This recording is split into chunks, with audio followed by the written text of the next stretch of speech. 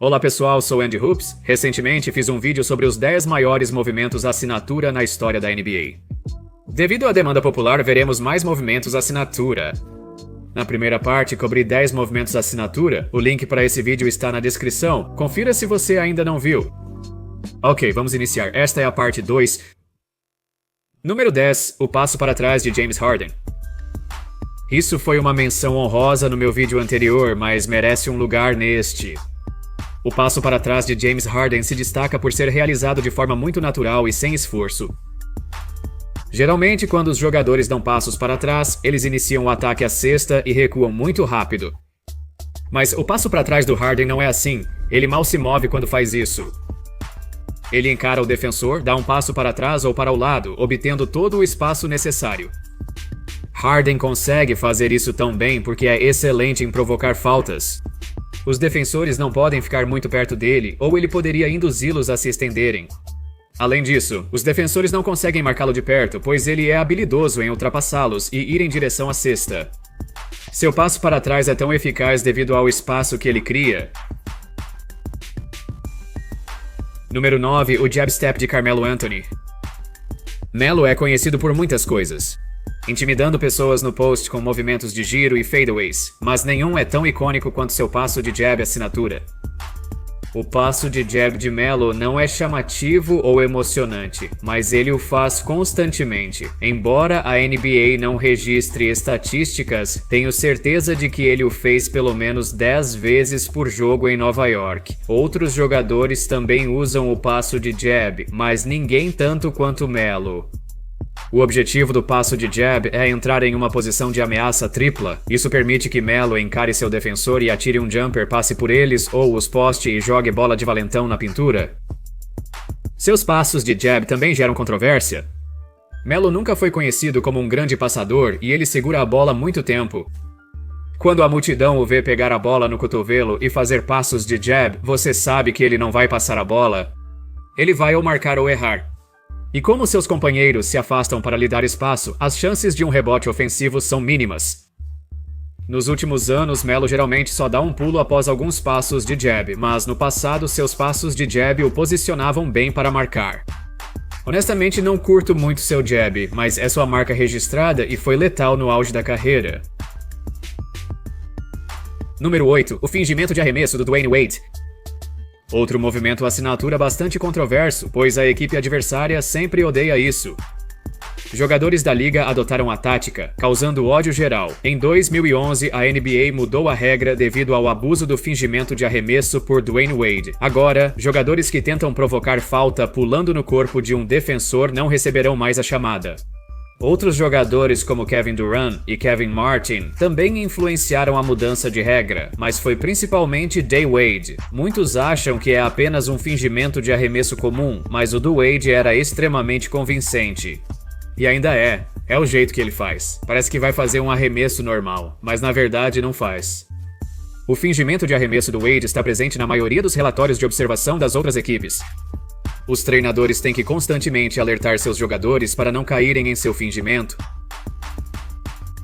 Apesar da desvantagem no fingimento de arremesso, se você parar seu drible e fizer um fingimento de arremesso, mas o defensor não cair, você estará em desvantagem. Isso ocorreu frequentemente com Wade ao envelhecer e os jogadores não se deixam mais enganar tão facilmente. Independentemente disso, alguns jogadores são simplesmente melhores em fingimentos de arremesso do que outros, e Wade foi o melhor que já fez isso. Número 7. O passe de cotovelo. Originalmente feito por Pistol Pete, mas com um passe de cotovelo diferente.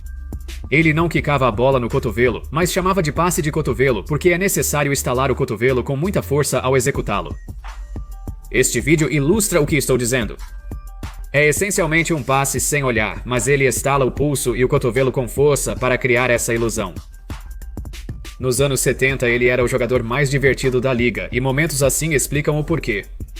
Entre todas as jogadas incríveis de drible e passes inacreditáveis, Pete Maravich era um jogador único e à frente de seu tempo.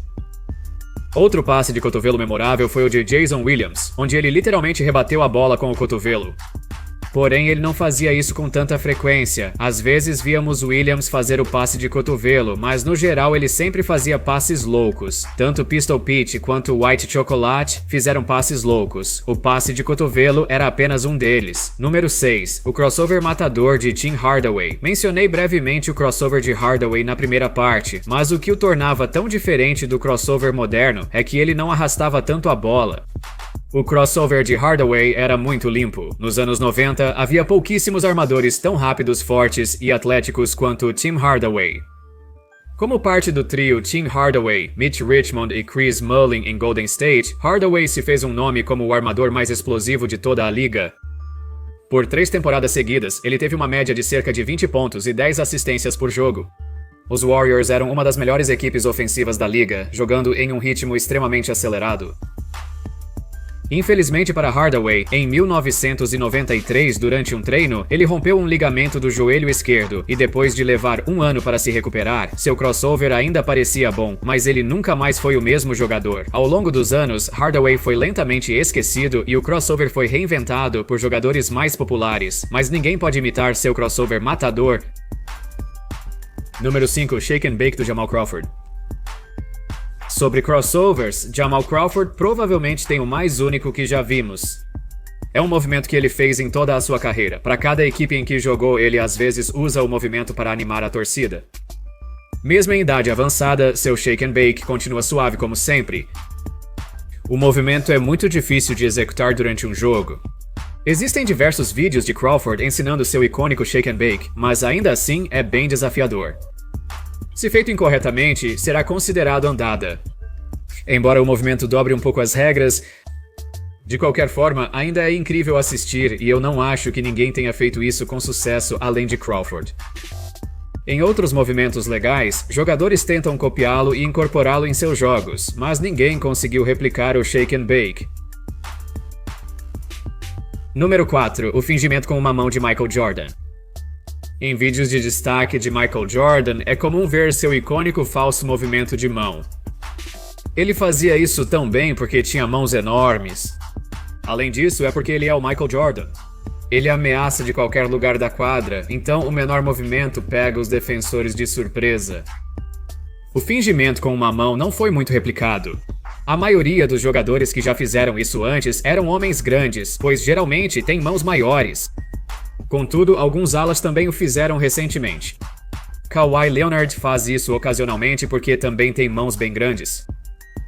Lance Stevenson também consegue fazer isso. Acho que é um movimento legal. Não é tão chamativo, mas quando funciona, fica bonito. 3. O passo de queda do Shaq. Ele denominou o movimento de tornado negro, simples, porém devastador. Ele girava rapidamente, usava seu corpo massivo para proteger a bola e finalizava com uma bandeja ou enterrada. Funcionou muito bem porque Shaq é enorme. Ele era muito forte e esse movimento era muito rápido. Com um cara de 150 kg dando um passo para trás, é impossível parar. Ele fazia isso em Orlando e Los Angeles. Mesmo mais velho, ainda usava o Black Tornado às vezes. Como o falso de uma mão do Michael Jordan, o Black Tornado é difícil de replicar. A maioria dos jogadores não tem as ferramentas físicas para fazer isso.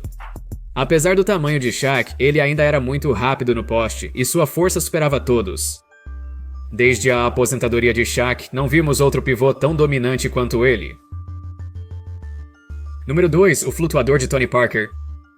Eu deveria ter mencionado antes, mas o flutuador do Parker é icônico. Essa é a especialidade dele. Poucos jogadores conheciam o flutuador antes de Parker entrar em cena. Ele popularizou essa jogada. Ele tornou o flutuador essencial para todos os pequenos armadores. No auge, ele era veloz, mas não saltava tão alto nem absorvia bem o contato físico.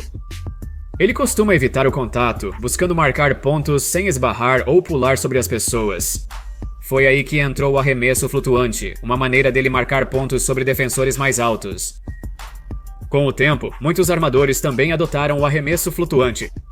Chris Paul, Derrick Rose, Rajon Rondo é um ótimo movimento, todo mundo faz isso agora. Em primeiro lugar, o Finger Roll de George Gervin, o bom e velho Finger Roll. Parece fácil, mas é muito difícil de executar consistentemente. George Gervin foi o primeiro cara que tornou isso popular, e ele fez isso tão limpo. Iceman tinha, sem dúvida, o jogo mais suave na história da NBA. Ele marcava pontos sem esforço e fazia o finger roll parecer um pedaço de bolo. Ao longo dos anos, o finger roll se tornou um movimento normal. Todo mundo pratica e todo mundo sabe como fazer. Não é tão fácil quanto nos jogos reais, no entanto. Mas para Gervin, isso era essencial em seu jogo ofensivo. E é isso aí, pessoal. Esses foram mais 10 grandes movimentos marcantes na história da NBA. Qual a sua opinião sobre quais merecem estar nesta lista? Enfim, agradeço a todos por assistirem, espero que tenham curtido o vídeo e, como sempre, até a próxima. Paz!